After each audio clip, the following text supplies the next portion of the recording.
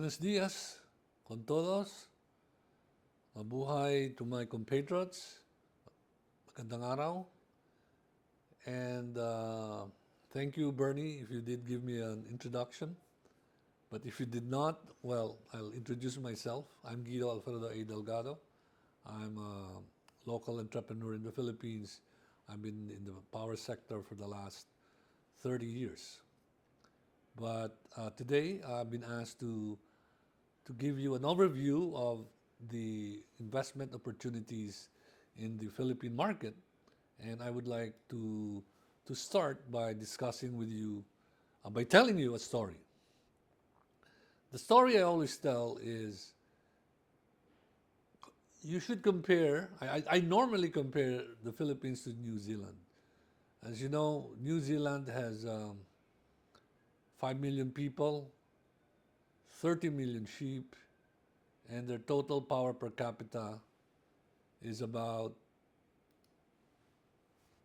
8,300 kilowatt hours. Now, is that a lot? Well, for some of you, maybe that's not a lot. But if you compare that to the Philippines, as of the last time, I think last Friday, we have 110 million people, practically no sheep, and our per capita consumption is just about 10% of New Zealand. So what does that tell you? It tells you that, in fact, the Philippines has a blue sky potential. That means you put any renewable energy megawatt, you will be very much welcome. Especially today, foreigners are allowed to own 100% of solar farms or wind farms, geothermal power plants. So you are very much welcome. You can take a look at the statistics at the Department of Energy website, www.doe.gov.ph. It'll tell you how many percent is coal, how many percent is hydro, how many percent is wind or solar. But let me tell you, it's a blue sky. We're only 10% of New Zealand. And I'm sure we're not going to be producing sheep. We'll still keep producing people, which is really good for your market. So I would really encourage you to come and take advantage of this potential. Now, potential is nice, but how do I get financing? Well, I can tell you the Philippine banks are very liquid. Project finance is available. And if you do it properly, you can get 75-25 debt equity ratio or 80-20 in some, depending on your projects. And the banks, the Philippine banks, are very, very bullish about investing in the power sector. As you know, the the National Grid Corporation of the Philippines, and I think even the DOE, has announced that we might be having some, power shortages this summer or in the next few months. So, from the point of view of investors, that's good news. Well, from the point of view of consumers, not as good, but at least if you here today in this forum all take on the next flight to Manila and start investing in power plants, solar, wind, or what have you, the Philippine consumer will be very, very happy. Now, if you go there, as soon as you leave the airport, how do you gain access to the market? There are three ways. Well, there's a fourth or fifth way, but I don't want to make this complicated today. Basically, there are three ways. First, you can come in as a merchant plant. Now, as a merchant plant, obviously, you can sell to the spot market or to what we call the wholesale electricity spot market or the WESM. But based on my experience, it's very difficult to get project finance for that. I did a solar farm project a few years back, but we were a merchant plant, but we used 100% equity.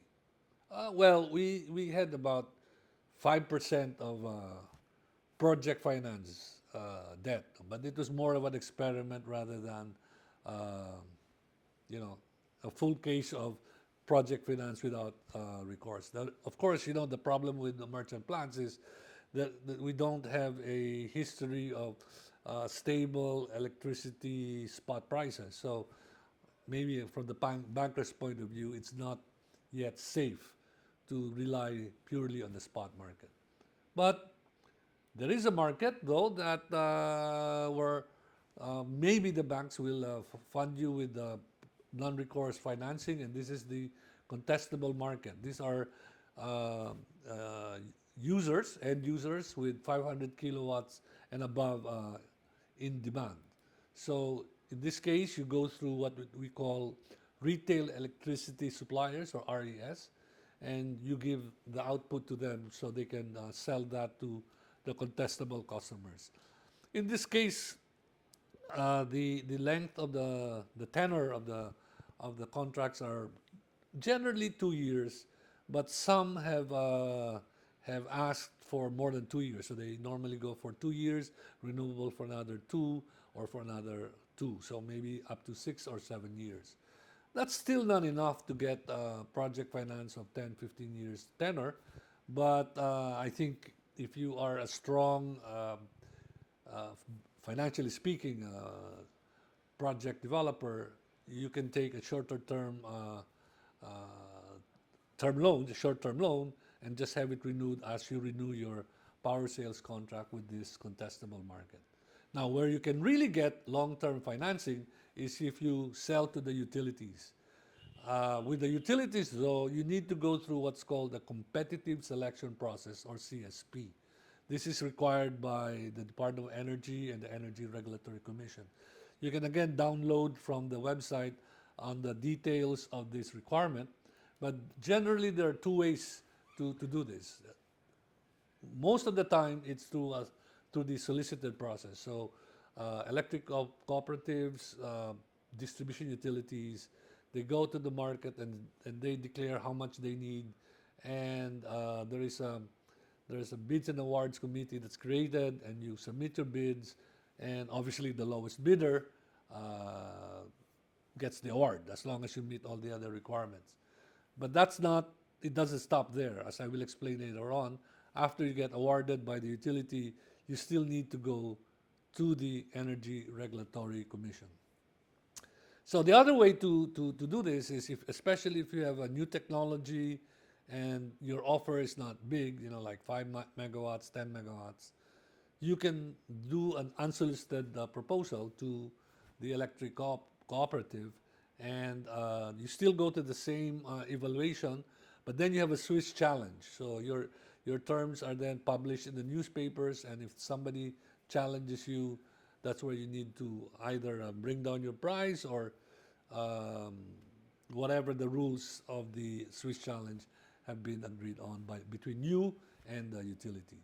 But generally, there is a right to match provision. Um, this is not very often, but I think if you bring in technologies, I will explain later on, that would be very good for you, especially because you're coming from much more technologically advanced country. So, what are the risks? Of course, I already told you market access, the ability to to market your electricity at the price that you want versus what the contestable market needs, and the prices that they want, and and there's a lot of competition, by the way. So there are, I think, I don't remember the number of RESs there, maybe 20. So you all compete for the same market. There are over 1,000 now, I think, of contestable customers where you can propose to sell your electricity or your service. And generally, this would be buildings, industrial plants, industrial estates, so a private industrial estate. So these are the normal contestable customer market that you can try to enter into. Now, the regulatory risk comes when you sorry, before I go there, I forgot the term of the connection to the grid. That's a big risk, because you need to be able to A, find a suitable location for your solar farm, and B, you must be able to find a place that's not only suitable for a solar farm, but you are near enough a substation of the National Grid Corporation that has still space for your capacity. So you need to really go down and have this investigation so that you don't find out after building your solar farm you have no way of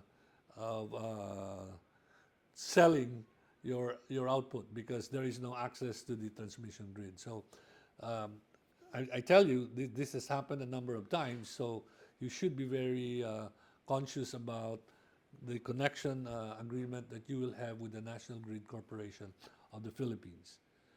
And I was about to say that the other risk is after you win the bid in the solicited or even unsolicited process, when you go to utilities, you still need to go through the approval process of the Energy Regulatory Commission.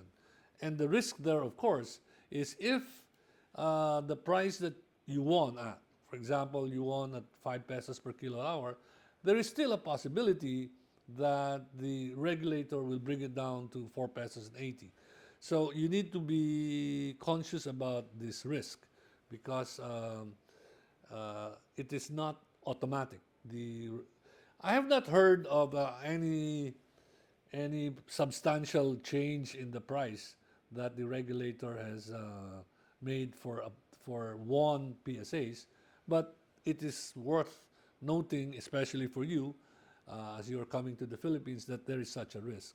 Now, the important thing to consider is that we, based on our laws, it's always cost recovery. So what you need to justify with the regulator is that the tariff that you have agreed or won and agreed with the utility is commensurate to the size of the investment that you'll make in the plant.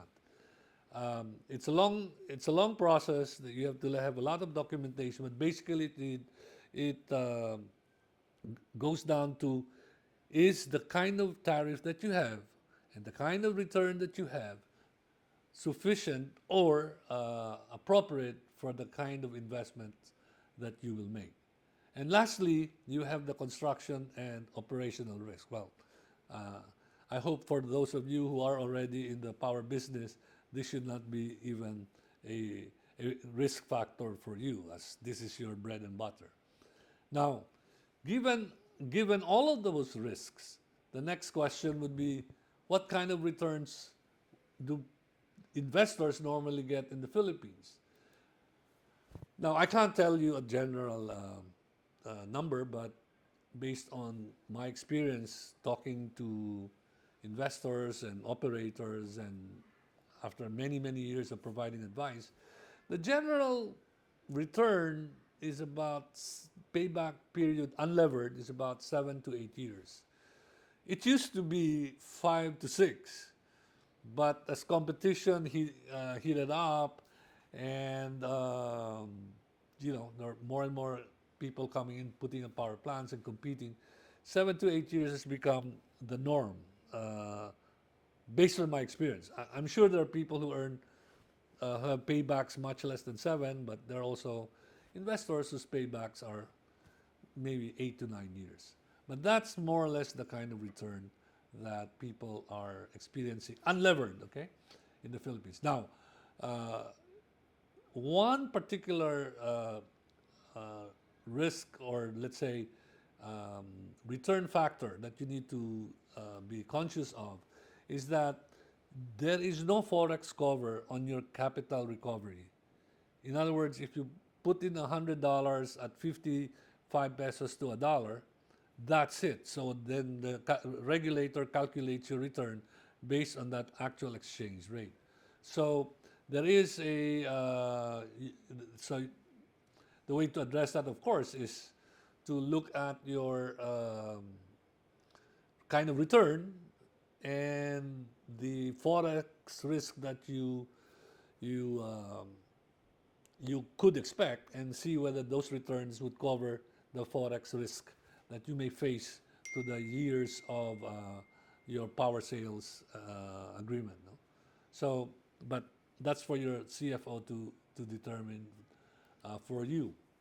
And the good news, though, is there are certain there are certain operating expenses where forex cover is still allowed by the regulator. For example, change in panels, or in the case of coal plants, changes in well, in the case of coal plants, it's actually the global price of coal plus the forex, no? But for renewable energy, it's really the day-to-day operating expenses where you may need to import certain spare parts, and so therefore the exchange rate is generally allowed by the regulator. And I've seen a number of such approvals made by the regulator. Now, what is needed as as an investor, or let's say, what does the Philippines need and what does it not need? Okay. Well, as I already told you, we don't need foreign debt, and there are many companies. Well, many Philippine companies have been burned repeatedly by forex crisis, and so generally, not only because the banks are liquid, the Philippine banks are liquid, but I think right now, generally, Philippine companies, Philippine investors are, they don't want to touch foreign debt. So don't go to the Philippines and say, well, the Spanish bank will lend you money. I think that's not, it may open doors, but not too many doors will be open for you if that's your approach. What is going to be successful for you, or a major success factor, is if you go there and say, I'm going to give you development capital to develop the projects from scratch. We look for the place, we look at the geotechnical studies, we get the permits, etc., etc. That's what you call pre-development expenses. That is what's needed because a lot of the, let's say, hurdles are there. Now, this is not the big money part. I mean, maybe you spend $1 million to $2 million for project development up to financial close, but that's the kind of money that is needed by many projects in the Philippines. No? So that is what's needed. And finally, if you bring technology and then you put in equity to back up the technology, then I think that is really what becomes of value for foreign investments in renewable energy in the Philippines. That is really, really valuable. So, and I'm sure many of you Spanish companies are in that position. You have the equity and you have the technology. So, in closing, what do you need to do? Find a local partner. I think in this delegation you have many local conglomerates who are already in the power business, or you find an advisor who can help you find the best way to get in. So, thank you very much for this opportunity. I'm sorry I cannot be with you. I will miss my favorite cerveza and my vino tinto. By the way, con un botella de vino tinto, yo hablo español bien. So, I'm sorry I missed this trip. I don't have the visa, but I will get it in a few weeks' time, and maybe get there and meet some of you in May or in June. As I do have many friends there and some clients. So, maraming salamat, muchas gracias. Again, Dr. Bernie Villegas, the IESE, and the organizers, thank you for this invitation, and good day to you all.